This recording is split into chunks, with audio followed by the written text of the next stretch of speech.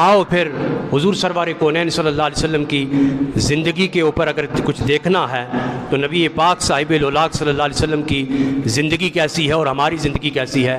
ہماری زندگی نمازوں کے بغیر، بندگی کے بغیر، درد و آہ کے بغیر، ہماری زندگی کے اندر فراڈ، ہماری زندگی کے اندر جھوٹ، ہماری زندگی کے اندر حسد، ہماری زندگی کے اندر غیبت، ہماری زندگی گناہوں سے آلودہ، اور نبی پاک صلی اللہ علیہ وسلم کی زندگی مکے والی زندگی، مدینے والی زندگی، سرکار کائنات صلی اللہ علیہ وسلم کی غار ہرا والی زندگی، سرکار کائنات صلی اللہ علیہ وسلم کی غار سور والی زندگی، حضور سرور کونین صلی اللہ علیہ وسلم کی طائف والی زندگی، حضور کی نمازوں سے بھرپور زندگی، حضور علیہ الصلوۃ والسلام کی حج، عمرہ اور دیگر عبادات سے بھرپور زندگی، اور سب سے بڑھ کے یہ کہ انسانیت کے درد میں بسر ہونے والی زندگی۔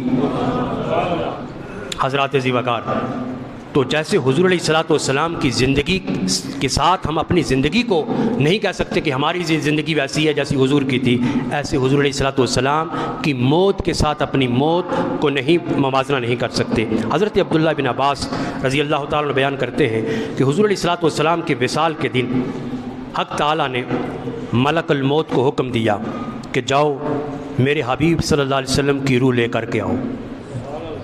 ملک الموت آئے، نبی پاک صلی اللہ علیہ وسلم پر غنودگی کی کیفیت طاری تھی، اور سر مبارک سیدہ خاتون جنت فاطمہ الزہرا سلام اللہ علیہا ان کی گود کے اندر ہے، اور خاتون جنت پاس بیٹھی ہیں، سیدہ عائشہ صدیقہ بھی پاس بیٹھی ہیں۔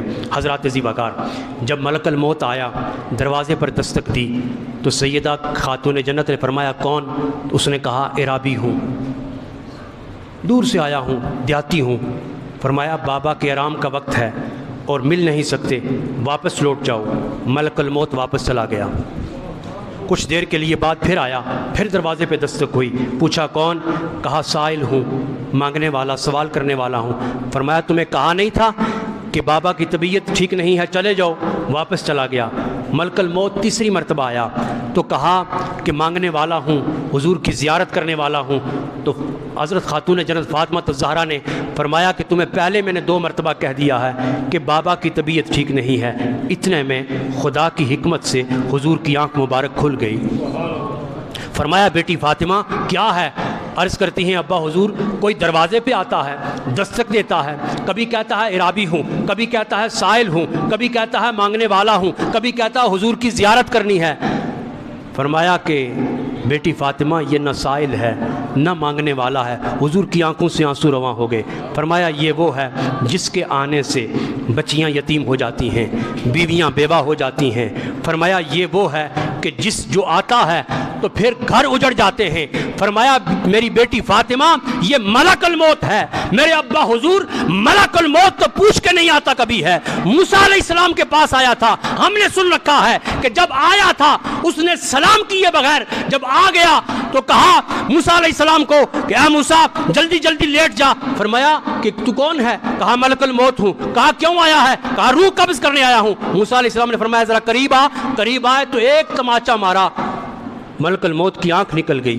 ملک الموت اپنی آنکھ کو ہاتھ کی ہتھیلی پہ رکھ کے بارگاہ خدا کے اندر چلا جاتا ہے اور کہتا ہے کہ باری تعالیٰ تیرا یہ بندہ مرنا ہی نہیں چاہتا ہے۔ فرمایا ملک الموت جا کر کے میرے کلیم کی بارگاہ میں معافی مانگ، معافی مانگ، اور اس سے یہ کہہ دے اگر زندہ رہنا چاہتا ہے، کتنا عرصہ زندہ رہنا چاہتا ہے، اگر تو چاہتا ہے کہ میں کافی عرصہ زندہ رہوں تو یہ تیرے قریب ایک جانور ہے، بیل ہے یا گائے ہے، جو جانور ہے اس کے جسم پر ہاتھ پھیر، اور جدھر جدھر ہاتھ پھیرے گا، جہاں جہاں اس ہاتھ کے نیچے بال آئیں گے اتنے سال تیری زندگی بڑھا دیتے ہیں۔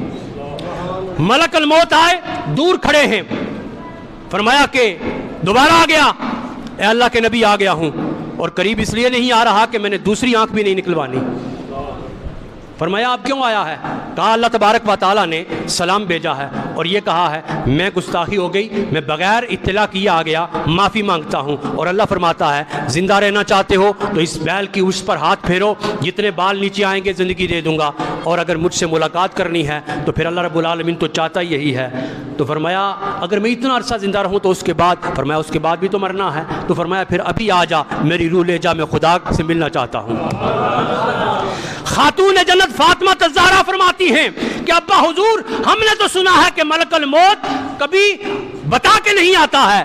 تو سرکار کائنات صلی اللہ علیہ وسلم نے فرمایا کہ اے میری بیٹی فاطمہ، جب تک تو یہاں بیٹھی ہے یہ تجھ سے حیا کرتا ہے، ملک الموت تجھ سے حیا کرتا ہے، اور جب تک تو یہاں بیٹھی ہے ملک الموت اندر نہیں آ سکتا ہے.